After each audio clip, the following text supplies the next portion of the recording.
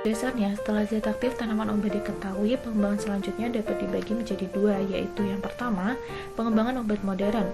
Dimulai dari obat tradisional yang kandungan zat aktifnya cukup besar, lebih dari 2%, sehingga mudah diisolasi dan dipurnikan. Isolat yang sudah murni inilah siap dikembangkan menjadi obat modern. Obat tradisional modern ini kualitasnya mirip dengan bahan aktif obat modern. Kadar aktif besar sehingga tanaman obat dikatakan sebagai sumber bahan obat atau prekursor. Obat ini diresepkan oleh dokter dan digunakan pada pelayanan kesehatan modern maupun komplementer.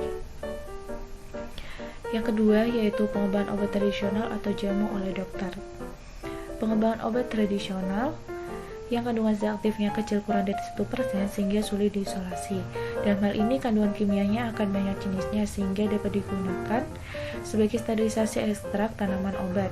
Sehingga perlu dilakukan saintifikasi jamu yaitu pembuktian ilmiah jamu melalui penelitian berbasis pelayanan.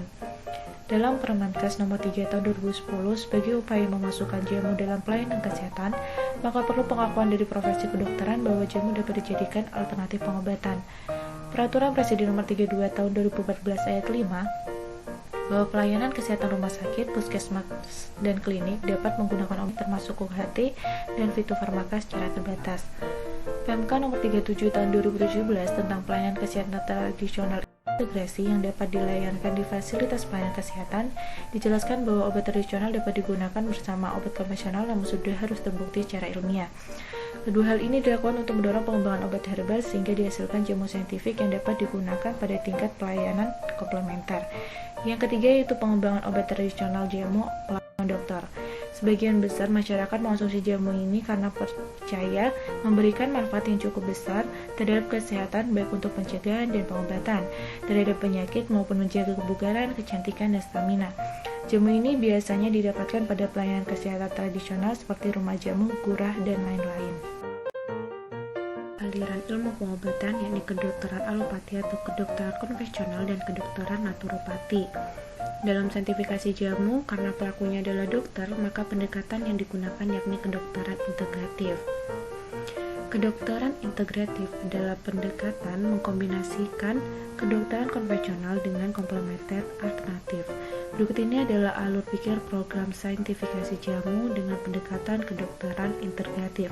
Pertama yaitu menggali sistem pengobatan asli Indonesia, kemudian mensintesisnya dengan pendekatan naturopati, lalu mengintegrasikannya dengan kedokteran konvensional.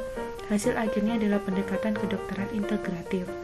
Pada saintifikasi jamu, ilmu penopangnya tetap ilmu biomedis, namun pendekatan terapi dan evaluasi hasil terapi adalah pendekatan holistik. Untuk diagnosis dapat dibagi ke dalam 4 kategori. Yang pertama diagnosis secara etik, kedua diagnosis secara emik atau apa yang dirasakan pasien, ketiga diagnosis karakter pasien, dan keempat diagnosis kualitas hidup yang meliputi kebugaran dan tingkat keparahan penyakit menurut pasien. Baru yang sudah turun-temurun dan terbukti aman, maka dapat langsung pada tahap uji klinik fase 2 menggunakan pre-post test design, lalu dapat dilanjutkan uji klinik fase 3 menggunakan randomized trial meski tanpa ketersamaran. Untuk formula jamu baru dimulai dari uji preklinik, uji klinik fase 1, fase 2, dan fase 3, namun tidak perlu melihat profil farmakokinetik pada preklinik dan uji klinik fase 1.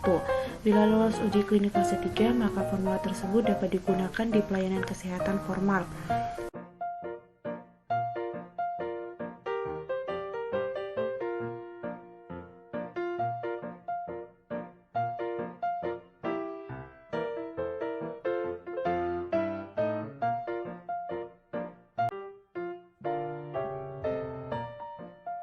Klinik harus sesuai dengan deklarasi Helsinki dan sejalan dengan cara uji klinik yang baik dan ketentuan yang berlaku.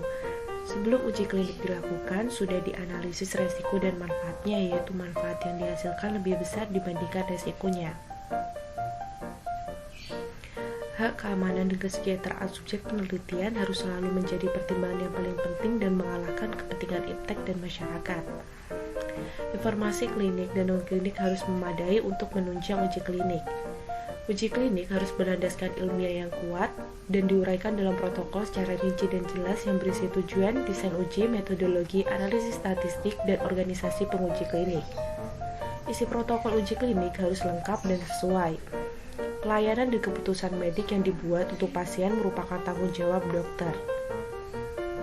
Setiap individu yang terlibat dalam pelaksanaan harus memenuhi persyaratan pendidikan, pelatihan, dan pengalaman yang mana dokter dan apoteker SJ harus mengikuti pelatihan terlebih dahulu. Persetujuan yang diinformasikan adalah sebuah proses information, comprehension, decision making, and voluntary conference. Informasi uji klinik direkam, ditangani, disimpan karena adanya kemungkinan informasi uji klinik untuk dilaporkan, diinterpretasi, dan diverifikasi secara akurat sehingga harus didokumentasikan. Menghormati dan menjaga hal-hal yang bersifat privasi dan partisipan, yaitu kerahasiaan catatan yang dapat mengidentifikasi subjek harus dilindungi, menghormati privasi sesuai dengan persyaratan peraturan yang berlaku.